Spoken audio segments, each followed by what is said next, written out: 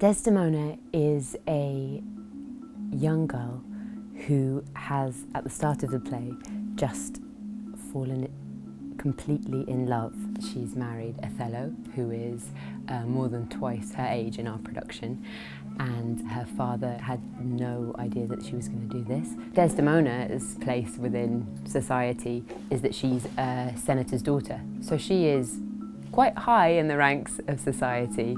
Her sense of duty to her father is incredibly strong, and yet now that she's married, she does feel very strongly that your duty is then with your husband, and you move away from your father into another man's domain. Emilia is sent to look after Desdemona, and we don't get any idea that they've known each other before or that they're friends or anything, and yet they're kind of thrown together as this pair. But what's so lovely about this production is seeing Emilia as a soldier, so she's her own strong force in her own right. Nick and Vicky, who is the designer, they were trying to think of a way that Emilia could be there with Desdemona, but in a modern context. Emilia and Iago's relationship is an abusive relationship that they're in. And the very first time that you meet Emilia in the second act, before she even speaks, there's a massive put down from Iago in front of everybody. When she sees the handkerchief on the floor, she picks the handkerchief up, and the first thing is, this is a thing that her husband has on many occasions said, if you ever get the opportunity, if you ever see it, get it, I want it. And I think she's in a relationship where she just believes that if she gives him this handkerchief, it will be a good night. They'll have a nice time.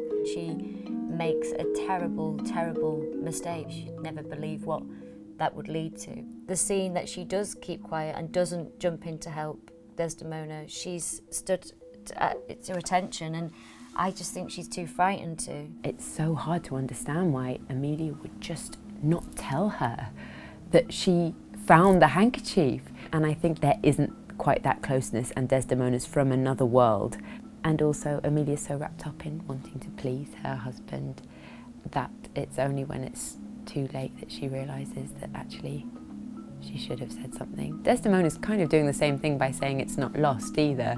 She doesn't want to believe that a handkerchief could bring down her marriage. There's a key scene between Desdemona and Emilia. It's the willow scene. And every time I've seen it, it's usually in a bedroom, and it's a very domestic, quite a motherly scene.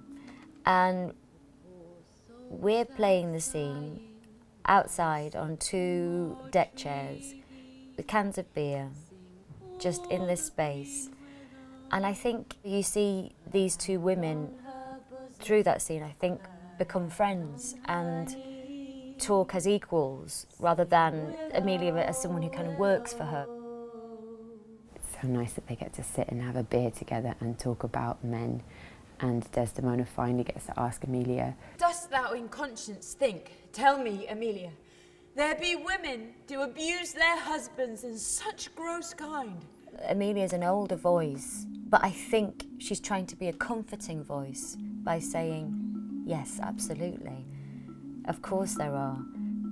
This is life. Emilia has this fantastic speech where she basically says that she feels that women abuse their husbands by having affairs, by not being great wives because of how they're treated by men. She goes on to say that women have affections, desires for sport and frailty as men have. Then let them use us well, else let them know the ills we do, their ills instruct us so. So it's a real kind of feminist speech of, you know, you better treat us well or else. So I think it's a really empowering moment. I mean, it's a beautifully heartbreaking moment because they almost get so close to understanding each other and seeing each other's worlds, and they could learn from each other. They really could. They could find something in each other where that they could take away and learn, and maybe the tragedy wouldn't happen, and yet they just miss it.